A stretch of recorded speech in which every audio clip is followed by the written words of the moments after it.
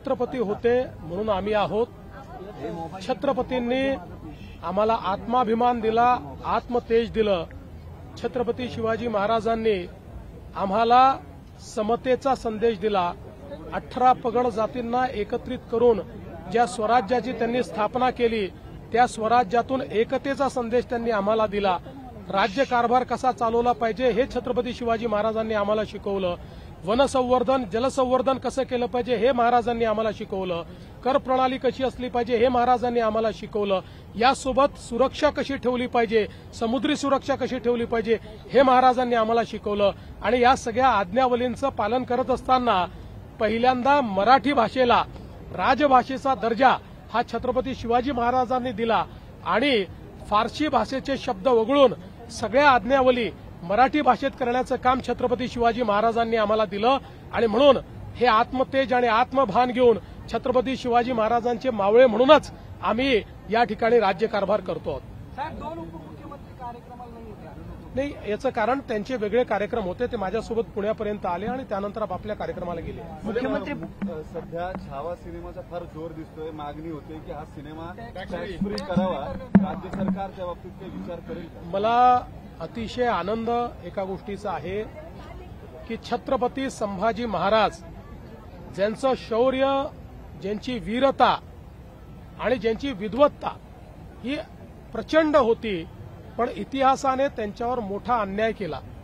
अशा छत्रपती संभाजी महाराज की ज्यांच्याबद्दल देश धर्म पर मिटने वाला शेर शिवा का छावा था, महापराक्रमी परमप्रतापी एकही शंभू राजा था, अशा प्रकारचं ज्यांच्याबद्दल म्हटलं गेलं, त्यांच्यावर अतिशय चांगला, आणि मी स्वतः अजून बघायचं आहे, पण मला ज्या ज्या लोकांनी बघितलं त्यांनी सांगितलं की इतिहासाशी कुठलीही प्रतारणा न करता ऐतिहासिक अशा प्रकारचा हा सिनेमा तयार झालेला आहे.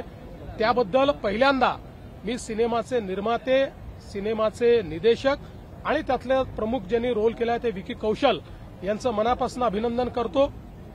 मोठ्या प्रमाणात ही मागणी होतीये की हा सिनेमा टॅक्स फ्री करा, पण मी आपल्या माध्यमातून महाराष्ट्रातल्या जनतेला सांगू इच्छितो की इतर राज्य ज्यावेळेस टॅक्स फ्री करतात त्यावेळेस जो करमणूक कर आहे तो एंटरटेनमेंट टॅक्स त्या ठिकाणी माफ करत असतात.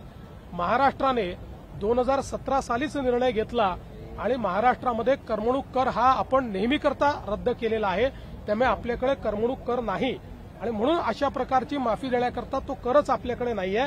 तथापि या चित्रपटाच्या प्रमोशन करता किंवा छत्रपती शंभूराजेंचा इतिहास हा प्रत्येक व्यक्तीपर्यंत पोहोचण्याकरता आम्हाला अधिक काय चांगलं करता येईल याचा प्रयत्न आम्ही निश्चितपणे करू. सोकॉल्ड अभिनेते वारंवार बोलतायत. काल तुम्ही आपण विकिपीडियावरच्या विधानावरती तुम्ही खरं तर सांगितली कारवाई, पण वारंवार छत्रपती शिवाजी महाराज आणि संभाजी महाराजांचा अपमान केला. असं आहे, अपमानित करणाऱ्यांना त्यांची जागा आम्ही दाखवू आणि अशा प्रकारे जर कोणी वागत असेल तर सरकारे माफ करणार नाही, शिवप्रेमी माफ करणार. एक समिती इतिहास अभ्यासकांची तयार करून हे वादविवाद